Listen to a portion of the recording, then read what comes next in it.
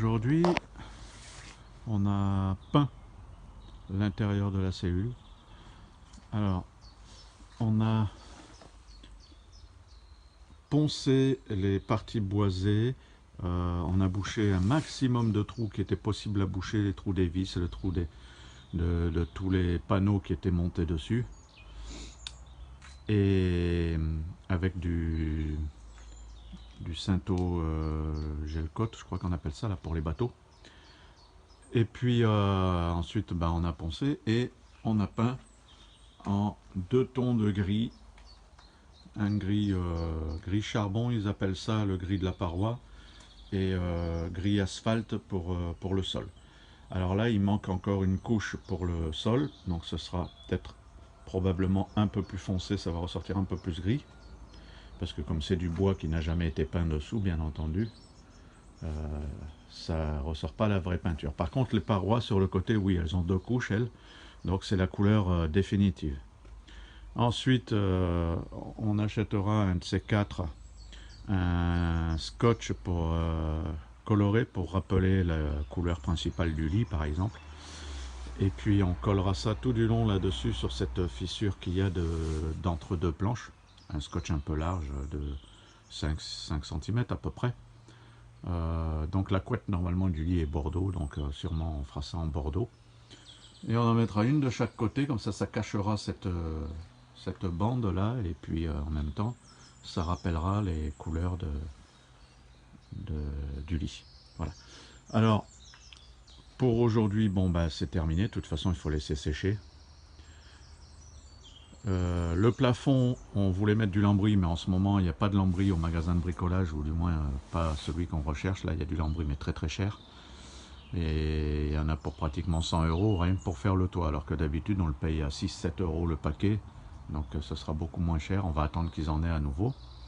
Sinon voilà, on a peint le tour aussi en gris métallique là-haut, et le toit pour l'instant on va y coller du polystyrène pour pas qu'il y ait de choc thermique, pour pas que ça coule de l'eau. Et puis dès qu'il y aura du lambris en promo, on mettra un lambris sur le toit. Voilà. Demain, il faut que je peigne l'intérieur des portes, ici, que j'ai pas faite encore. Voilà, celle-ci je l'ai pas faite non plus. La porte latérale, bon là elle est ouverte, on voit pas, mais elle a été peinte déjà. Ça ressort pas trop mal sur le métal, hein, cette peinture.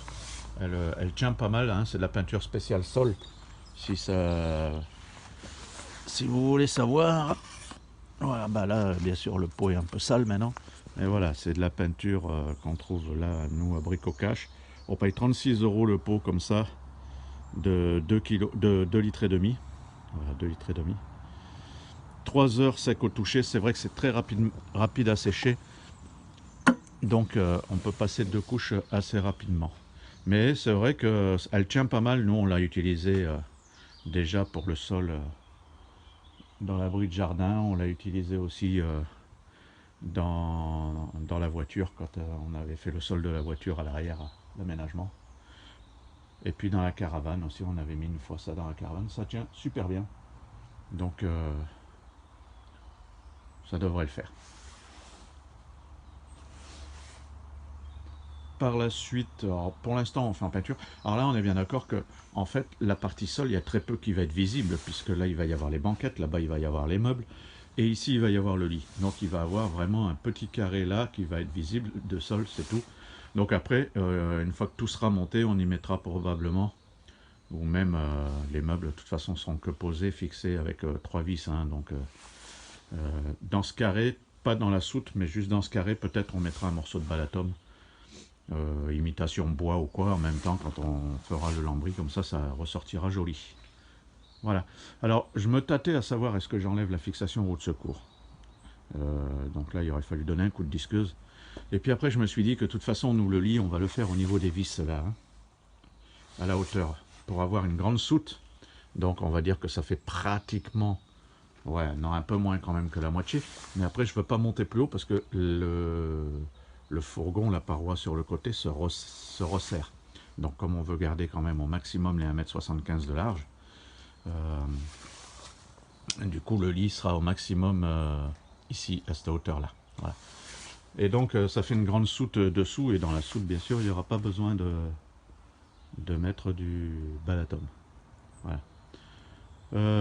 Ok, bon ben voilà, ça a déjà pas mal avancé, on a pas mal de matériel, on l'a déjà été le chercher, donc là maintenant il va falloir monter les meubles pour, euh, pour la suite. Donc là ça va sécher toute la nuit tranquille, demain je mets une deuxième couche, et ensuite ben, je m'attelle à continuer, pendant que ça sèche, à continuer à enlever les décalcomanies là, qui sont collées sur la paroi. Alors c'est le plus compliqué en fait, parce que à enlever c'est facile, hein. On a acheté un décapeur thermique, donc c'est vrai que ça part assez facilement, mais c'est la colle le plus compliqué. On a essayé des recettes données sur internet, on en a une qui enlève la colle, c'est un mélange white spirit et alcool à brûler, ça enlève la colle, mais alors c'est long. Alors quand on voit la taille des parois, on voulait acheter une lustreuse pour faire les surfaces aussi, avec un rénovateur peinture par exemple. Mais au magasin, il y avait donc des ponceuses circulaires, mais par contre, il n'y avait pas d'espèce de chiffonnette là qu'on scratch normalement dessus pour mettre du produit rénovateur peinture. Voilà.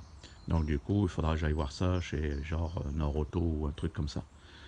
Ok, voilà pour aujourd'hui. Je vais ranger la roue de secours sous le camion, comme ça, ça n'abîme rien. Et puis, on continue ça demain.